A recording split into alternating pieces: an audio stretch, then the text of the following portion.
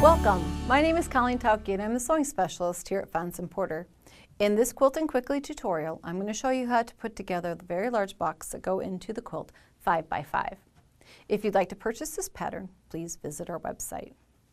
We are going to be using 2.5-inch strips for the entire blocks within this quilt and a few additional pieces. So you can see here we're using some very modern fabrics as our dark prints, and we're going to create 5 plus marks that go in each of our blocks. But we've got a variety of other background fabrics in kind of taupes and tans, kind of neutral. The ones behind me you see are a little bit brighter. I went to some lighter ones so you can see a little bit better definition in this video.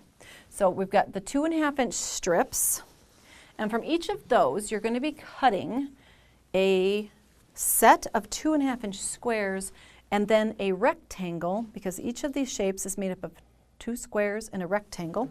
So you're going to go down through those prints and you're going to cut 2 of the squares for each of the rectangles. So work your way down through those and then follow the instructions for the size of the 2.5-inch strips here are squares on the inside, but then you need some rectangles and then other pieces later. So go down through, maybe get a set of sticky dots to label the different alphabet letters for the different sizes, so you can keep those straight as you're creating this block.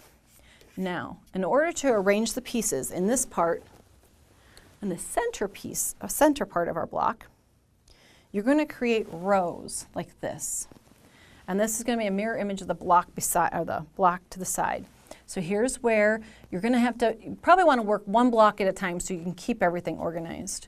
Here we're putting together, going to put 2 blocks side by side. So the rectangles spaced apart with a small one. Here's where your matching fabric comes in. You're going to create this next row that has your matching fabric again there, so you complete that design, and here. But you're going to be creating this inside piece too. So it's basically just adding squares together, simple 1/4-inch seaming, press as you go, follow the diagram. Then you see here we start with another color, and those are going to be completed by rectangles here that match up, and the last row here. So maybe one thing you might want to do when you're cutting out your prints is group those 5 prints that you would like to use within a block together, so that those then can be easily laid out for your construction of the center portion of the block. Now when you get done with this part of the block, you're almost there, but there are 2 more rounds that go around that block and kind of help it float a little bit. You're only going to be constructing 9 of these blocks, like a giant 9 patch, but this is what you also need to construct. Out of your background fabrics, you're going to be putting together pieces that look like this. So large rectangles with a square in the center, and those go on side to side.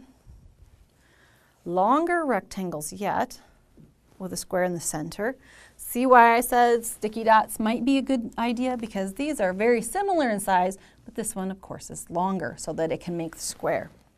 Now the last round that we're going to put on this block looks like this.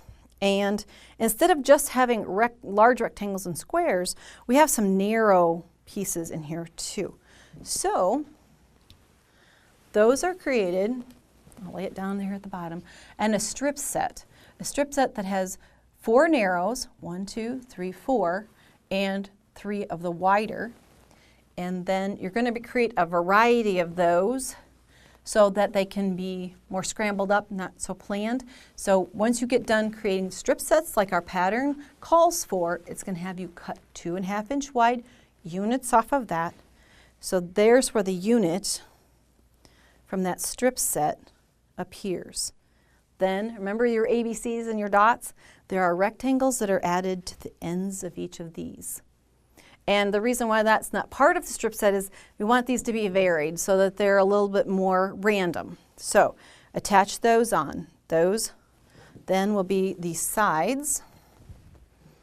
One more time around, like I said. I'm going to add those, and we're going to add top and bottom, like this so that you get the wonderful arrangement of blocks that you see behind me. Simple seaming, all 1/4 inch, some strip piecing, not so hard to put together, just a little planning, and you can create your own version of 5 by 5.